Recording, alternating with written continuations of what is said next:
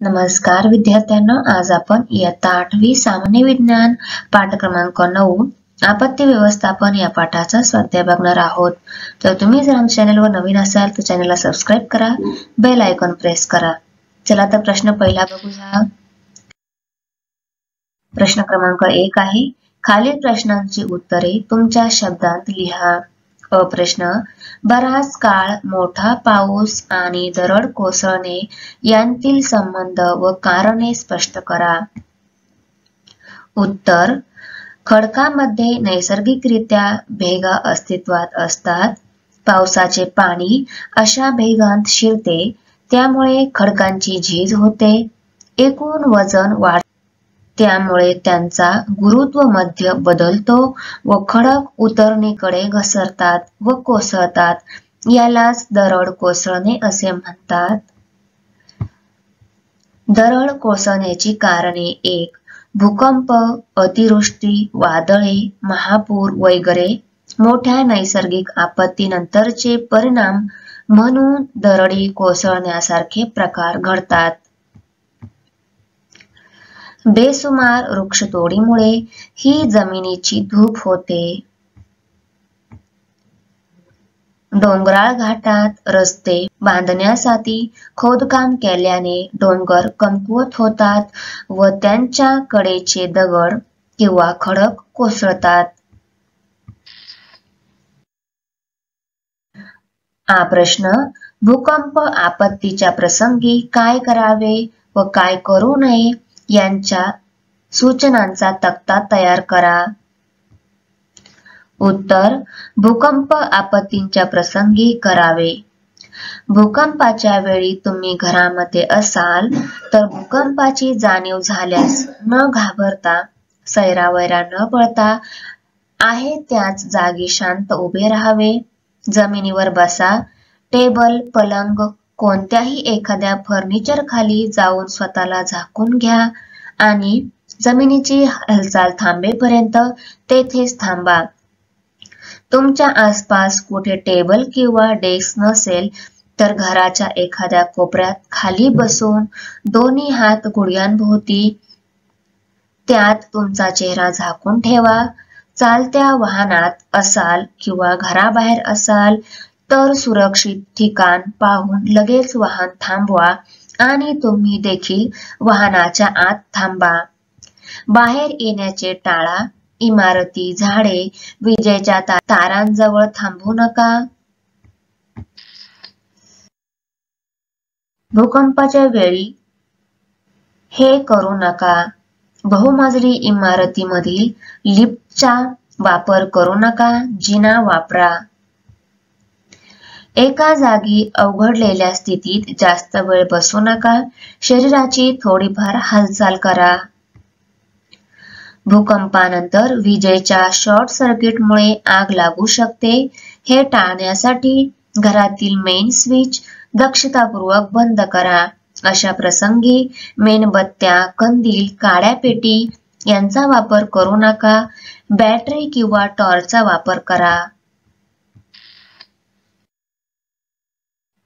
E प्रश्न, भूकंपरोधक इमारतींची वैशिष्ट्ये कोणती? उत्तर, जमिनीची ठराविक मर्यादेपर्यंत हालचाल झाली तरी धोका होत नाही अशा बांधकामांना भूकंपरोधक बांधकामे म्हणतात। इमारतींच्या बांधकामासाठी भारतीय मानक संस्थेने काही कोड बनवलेले आहेत। IS 456 याप्रमाणे इमारतीचे बांधकाम केले जाते। तसेच भूकंपरोधक बांधकामासाठी IS 1893 भूकंपरोधक आरेखनांच्या संरचनांचे मानदंड आणि IS 13920 भूकंप प्रभावाच्या संदर्भात सशक्त काँक्रीट रचनाचा ताणीय विस्तार वापरले जातात। भूकंपरोधक बांधकामात प्रबळ तंत्रज्ञान वापरले जाते। भूकंपाची पूर्वसूचना मिळावी यासाठी laser ranging, very long baseline, Geiger counter, creep meter, strain meter, tide gauge, tilt meter, volumetric strain gauge यांसारखी आधुनिक साधने वापरली जातात. ई प्रश्न, दरड कोसळल्याने कोणकोणते परिणाम होतात ते स्पष्ट करा. उत्तर, दरड कोसळण्याचे परिणाम: नद्यांना अचानक पूर येतात, नद्यांचे मार्ग बदलतात, धबधब्याचे स्थानांतरण होते, कृत्रिम जलाशय निर्माण होतात. दरड कोसळल्याने पायथ्यालगतचे वृक्षही उन्मळून पडतात, उतारावर झालेली बांधकामे कोसळून पडतात. हे सर्व दगड मोतींचे ढिगारे वृक्ष खाली सपाट क्षेत्रात पडतात, त्यामुळे मोठ्या प्रमाणात जीवित व वित्तहानी होते. वाहतुकीच्या रस्त्यांवर लोहमार्गावर दरड कोसळली की वाहतूक विस्कळीत होते.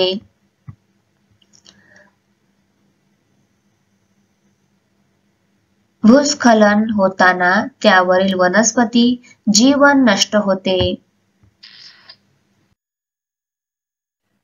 प्रश्न, धरण आणि भूकंप यांचा काही संबंध आहे काय? तो स्पष्ट करा. उत्तर, धरण आणि भूकंप यांचा संबंध असू शकतो कारण धरणाचे पाणी जमिनीत झिरपते.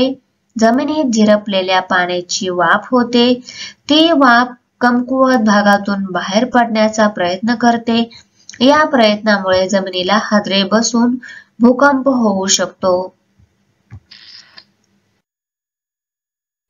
प्रश्न क्रमांक 2, शास्त्रीय कारणे द्या. प्रश्न, भूकंप काळात पलंग, टेबल अशा वस्तूंच्या खाली आश्रय घेणे अधिक सुरक्षित असते. उत्तर, भूकंपाच्या वेळी छप्परवर ठेवलेल्या वस्तू किंवा एखादी जड वस्तू आपल्या डोक्यावर पडू शकते, म्हणून जर आपण पलंग, टेबल याखाली लपलो तर यापासून वाचू शकतो. म्हणून भूकंप काळात पलंग, टेबल अशा वस्तूंच्या खाली आश्रय घेणे अधिक सुरक्षित असते. प्रश्न, पावसाळ्यात डोंगराच्या पायथ्याशी आसरा घेऊ नये. उत्तर, मुसळधार अतिवृष्टीमुळे भूस्खलन होऊ शकते. त्यामुळे डोंगरावरील माती, मोठाले खडक इत्यादी अकस्मात कोसळू शकतात. डोंगराच्या उतारी प्रदेशात घसरत जाऊन हे खाली येतात. त्यामुळे आपण जर डोंगराच्या पायथ्याशी आसरा घेतला तर आपल्याला धोका निर्माण होऊ शकतो. म्हणून पावसाळ्यात डोंगराच्या पायथ्याशी आसरा घेऊ नये. प्रश्न ई, भूकंपाच्या वेळी लिफ्टचा वापर करू नये. उत्तर, भूकंपाच्या वेळी आपण लिफ्टचा वापर केला आणि जर भूकंपाची तीव्रता जास्त असेल तर लिफ्ट ही कोसळू शकते किंवा वीज पुरवठा खंडित होऊन आपण त्यामध्ये अडकू शकतो. यामुळे भूकंपाच्या वेळी लिफ्टचा वापर करणे धोक्याचे ठरू शकते. प्रश्न ई आहे, भूकंपरोधक इमारतीचा पाया बाकीच्या भूभागापासून वेगळा केलेला असतो. उत्तर, भूकंप होत असताना भूकवच कंप पावते. भूकंपाचा काही भाग मागे पुढे किंवा वर खाली होतो. यामुळे भूपृष्ठाला हादरे बसतात. अशा हादऱ्यांमुळे जमीन इमारतींना धोका पोहोचू शकतो. त्याशिवाय भूगर्भात निर्माण होणारे धक्के व लाटा जमिनीवरच्या इमारतींचे नुकसान करू शकतात. हे होऊ नये म्हणून भूकंपरोधक इमारतींचा पाया बाकीच्या भूभागापासून वेगळा केलेला असतो. प्रश्न क्रमांक 3, भूकंपानंतर मदत कार्य करताना आसपास लोकांची मोठी गर्दी जमल्याने कोणकोणत्या अडचणी येतील? उत्तर, भूकंपानंतर आसपास लोकांची गर्दी असेल तर तेथे बचाव कार्य करणे कठीण जाईल. रुग्णवाहिका किंवा आपत्ती निवारण कक्षाचे जवान अपघातस्थळी पोहोचू शकणार नाहीत. ज्यांना आवश्यकता आहे अशा लोकांना मदत मिळणार नाही. प्रश्न क्रमांक 4 आहे, आपत्कालीन प्रसंगी मदत करू शकतील अशा संघटना व संस्था यांची यादी करा. त्यांच्या मदतीचे स्वरूप याविषयी अधिक माहिती मिळवा. उत्तर, आपत्कालीन मदत करणाऱ्या संस्था: राष्ट्रीय भूकंपशास्त्र संस्था, प्रत्येक गावातील अग्निशमन संस्था दल, प्रत्येक शहरातील पोलीस दल. आपत्ती व्यवस्थापनाकरिता विभाग स्तरावर नियंत्रण कक्ष स्थापन करण्यात येते. याचप्रमाणे जिल्हा व तालुका स्तरावर नियंत्रण कक्ष स्थापन करण्यात येतात. या नियंत्रण कक्षांची सेवा 24 तास उपलब्ध असते. निर्माण होणाऱ्या संभाव्य परिस्थितीला हाताळण्यासाठी प्रशासन सज्ज होते. याशिवाय पूर परिस्थितीमुळे साथीच्या रोगांना नियंत्रित ठेवण्यासाठी आरोग्य यंत्रणा, विद्युत पुरवठा सुरळीत ठेवण्यासाठी महावितरण कंपनी, दूरध्वनी सेवा सुस्थितीत ठेवण्यासाठी दूरसंचार विभाग.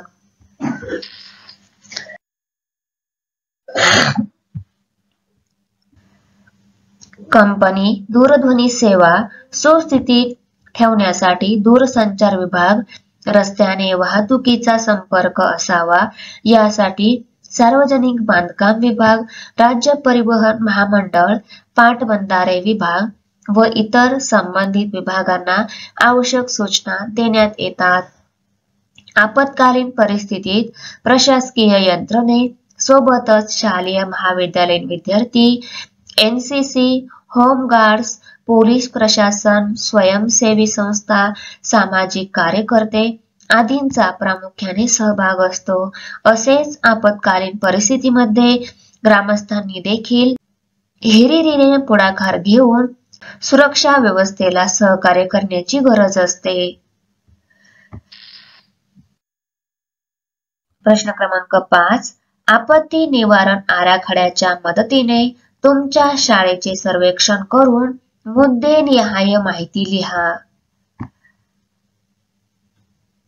प्रमुख मुद्दा आहे शाळेची प्राथमिक माहिती. नोंदी करायच्या आवश्यक बाबी: शाळेचे पूर्ण नाव, मुख्याध्यापकांचे पूर्ण नाव, निवासाचा पत्ता, संपर्क क्रमांक, शाळा संस्थापक व व्यवस्थापकांचे नावे व संपर्क क्रमांक, एकूण कर्मचारी. प्रश्न क्रमांक 5 यामध्ये प्रमुख मुद्दा आहे शाळा आपत्ती व्यवस्थापन समिती. त्यामध्ये नोंदी करण्याच्या आवश्यक बाबी आहेत: अग्निशामक, जागरूकता, सूचना, वाहतूक व्यवस्थापन, सुरक्षा, प्रसार माध्यम समिती. या सर्व उपसमितीमध्ये प्रत्येकी 2-3 सदस्य.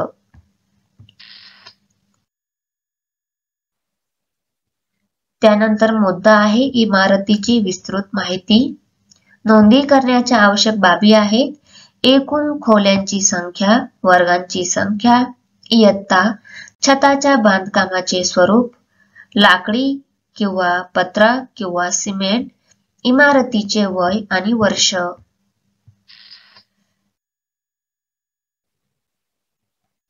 त्यानंतर आहे शाळेच्या मैदानाविषयी माहिती. नोंदी करायच्या आवश्यक बाबी आहेत: शालेय परिसरात असणारे मोकळे मैदानाचा प्रकार, खो-खो, कबड्डी, प्रार्थना व इतर मैदान यांबाबत माहिती आहे. मैदानाचे मुख्य रस्त्यापासूनचे अंतर.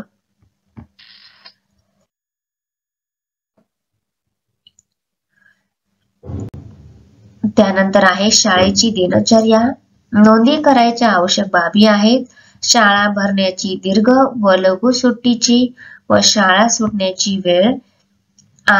शाळेत दिवसभरात राबवले जाणारे विविध उपक्रम.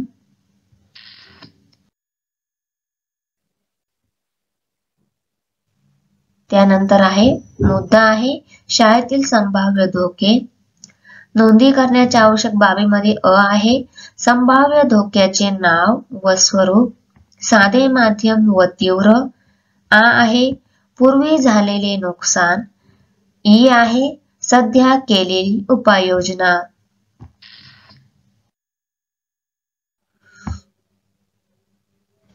त्यानंतर प्रमुख मुद्दा आहे शाळेचा आपत्ती व्यवस्थापन नकाशा.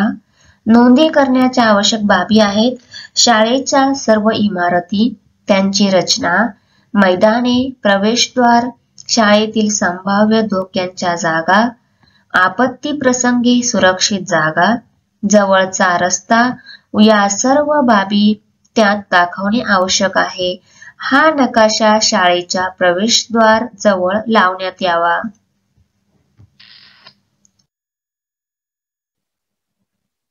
त्यानंतर प्रमुख मुद्दा आहे शाळेची रंगीत तालीम. नोंदी करण्याच्या आवश्यक बाबी आहेत शाळेतील संभाव्य धोके व आपत्तींना अनुसरून ठराविक कालावधीनंतर दरमहा रंगीत तालीम घ्यावी. यावेळी उपस्थित विद्यार्थी संख्या, दिनांक, वेळ व कमतरता यांची नोंद घ्यावी.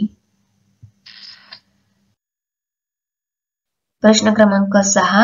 तुमच्या परिसरात दरडी कोसळण्याची शक्यता असलेली ठिकाणे आहेत काय? याची जाणकारांच्या मदतीने माहिती मिळवा. उत्तर: आमच्या परिसरात दरडी कोसळण्याच्या आवश्यकता असलेली ठिकाणे नाहीत, अशी जाणकारांच्या मदतीने माहिती मिळवली.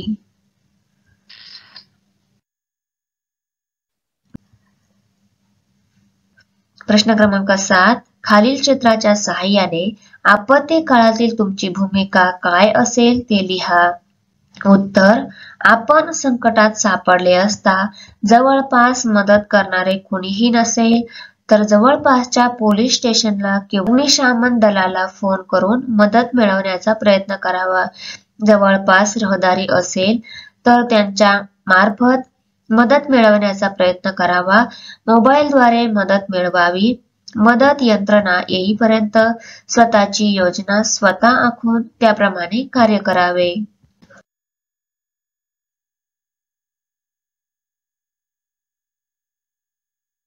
व्हिडिओ आवडली असेल तर चॅनल सबस्क्राईब करा, बेल आयकॉन प्रेस करा, लाईक करा, कमेंट करा आणि शेअर करा. तर भेटूया पुढच्या व्हिडिओमध्ये. बाय.